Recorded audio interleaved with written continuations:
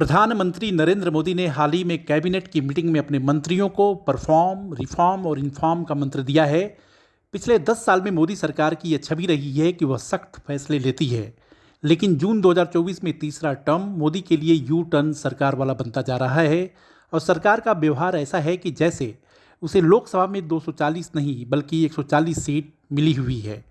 वह हर फैसले पर झुकती नजर आ रही है, चाहे लेटरल एंट्री हो या फिर वक्फ बोर्ड, क्रीमी लेयर आरक्षण। मोदी 3.0 के इस रवैये से हर कोई हैरान है कि यह वही मोदी सरकार है जो धारा 370 और CAA, 3 तलाक, नोटबंदी, GST, राफेल सौदा जैसे फैसलों और अडानी अंबानी के नाम पर क्रोनी कैपिटलिज्म जैसे आरोपों पर टस से मस नहीं हुई थी।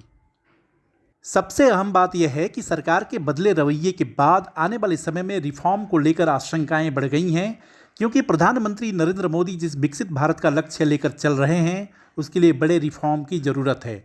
लेकिन हाल के रवैये से ऐसा होने की संभावना नहीं दिख रही है। हम ऐसा इसलिए कह रहे हैं कि इस समय मोदी सरकार के सामने सबसे बड़ी चुनौती मैन्युफैक्चरिंग सेक्टर को बढ़ावा देने की है। सामान्य भाषा में कहें, आसान भाषा में कहें कि मेक इन इंडिया प्रोडक्ट यानी बड़े पैमाने पर फैक्ट्रियां लगें जिससे लोगों को रोजगार मिल सके। लेकिन लाख कोशिशों के बावजूद पिछले 10 साल में बहुत ज़्यादा सुधार नहीं हो पाया है।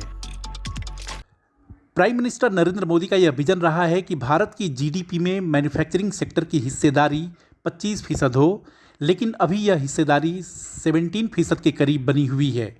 इसी तरह अभी भी देश की 85% आबादी कृषि और बहुत छोटे उद्योग यानी जहां 10 से कम कर्मचारी काम करते हैं वहीं से रोजगार पा रही है। यानी भारत में मैन्युफैक्चरिंग का इकोसिस्टम आज़ादी के 75 साल बाद भी डेवलप नहीं हो पाया है। इसी तरह अगर भारत की ease of doing business ranking को देखा जाए तो 2014 से 2019 के बीच उसमें 77 स्थान का उछाल आया था, लेकिन पिछले 5 साल में 63 पर ही अटकी हुई है। इसका सीधा मतलब है कि मोदी सरकार जिस विकसित भारत का सपना देख रही है और जो खुद मोदी बार बार कहते हैं कि भारत के लिए यह वक्त स्वर्णिम अवसर वाला है, उसे अब नेक्स्ट लेवल के रिफॉर्म की ज़रूरत है।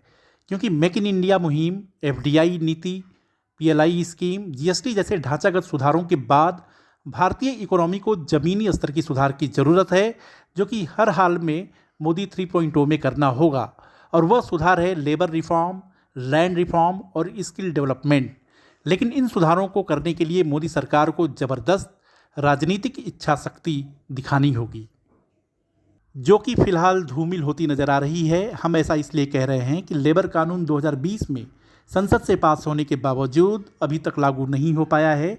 अभी भी बहुत सारे राज्य हैं जिन्होंने लेबर कोड को लेकर नियम नहीं बनाए हैं और केंद्र सरकार का रवैया भी बहुत एग्रेसिव नहीं दिख रहा है।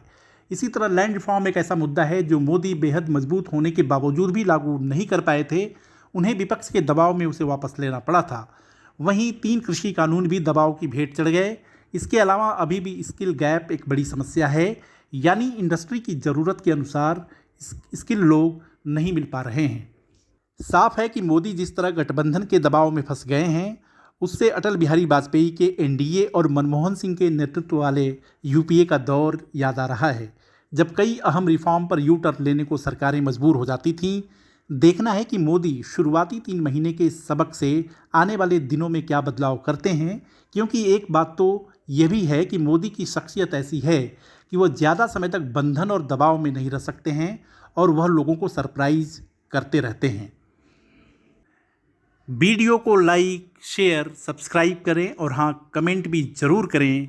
देखते रहिए इंडिया अड्डा।